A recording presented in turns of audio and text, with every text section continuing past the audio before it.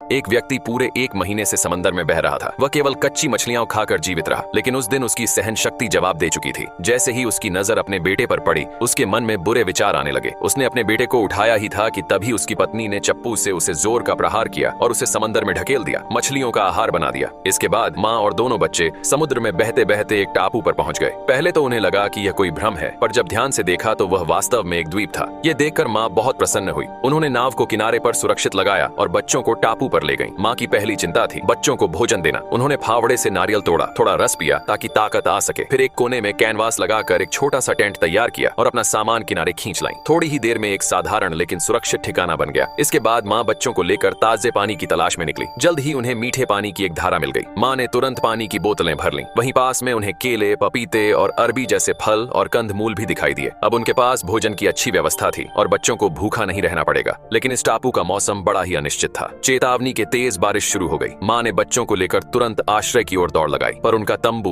बारिश में बेकार साबित हुआ। मजबूरी में माँ ने बच्चों को कंबल में लपेट दिया और स्वयं बारिश में भीगती रहीं। बारिश रुकने के बाद उन्होंने देखा कि उनका टेंट पूरी तरह अस्त व्यस्त हो गया था। माँ समझ गईं कि अब उन्हें एक मजबूत आश्रय की जरूरत है। तभी बेटे ने पुकारा, माँ। माँ ने मुड़कर देखा कि पास ही एक लकड़ी का पुराना केबिन था। वह खुशी खुशी वहाँ पहुंची। देखने पर पता चला कि वह घर टूटा फूटा जरूर था, पर जरूरत की सारी चीजें मौजूद थीं। संभवतः किसी पुराने जहाज के यात्री द्वारा बनाया गया था। थोड़ी सफाई और मरम्मत से वह एक सुरक्षित घर बन सकता था। धीरे धीरे माँ ने मछली पकड़ने के भाले बनाना सीख लिया और बच्चों के लिए स्वादिष्ट भुनी हुई मछली पकाने लगी। दोनों बच्चों ने टापू पर कुछ नए मित्र भी बना लिए। ये छोटा सा परिवार अब शांत और खुशहाल जीवन जीने लगा। समय बीतता गया और बच्चे बड़े होते गए। अब वे पूरी तरह से टापू की जीवन शैली में ढल चुके थे। एक दिन उन्होंने अपनी नाव को एक मूंगे की चट्टान से बांधा और मछली पकड़ने चले गए। उन्हें पता नहीं था कि रस्सी ढीली हो जाएगी। नाव लहरों के साथ बह गई और तभी पानी में एक शार्क भी दिखाई दी। वे दोनों डरकर ऊंची चट्टान पर चढ़ गए। शाम तक छोटे भाई ने एक बड़ी मछली पकड़ी और उसे दूर फेंक दिया। शार्क मछली खून की गंध पाकर उस ओर चली गई और बच्चे सुरक्षित किनारे लौट आए। जब माँ को यह बात पता चली तो वह बहुत नाराज हुई और उन्हें चेतावनी दी कि सूर्यास्त से पहले घर लौट आया करें, क्योंकि रात को किनारा बहुत खतरनाक होता है। फिर एक दिन एक भयंकर तूफान आया जिससे उनका लकड़ी का घर भी ढह गया। बच्चों को भीगने से बचाने के लिए माँ अकेले ही छत की मरम्मत करने चली गई, लेकिन इस प्रयास में उन्हें तेज जुकाम हो गया जो धीरे धीरे गंभीर बीमारी में बदल गया। वह बिस्तर से उठ नहीं सकी। अपने अंतिम समय में उन्होंने बच्चों से कहा कि वे एक दूसरे से प्रेम करें, हमेशा एक दूसरे की मदद करें और हिम्मत से जीवन जीते रहें। उन्होंने यह भी बताया कि भले ही जॉन को गोद लिया गया था, पर उन्होंने हमेशा उसे अपने सगे बेटे की तरह ही माना। अंतिम बार माँ ने अपने बेटे को गले लगाकर विदाई ली।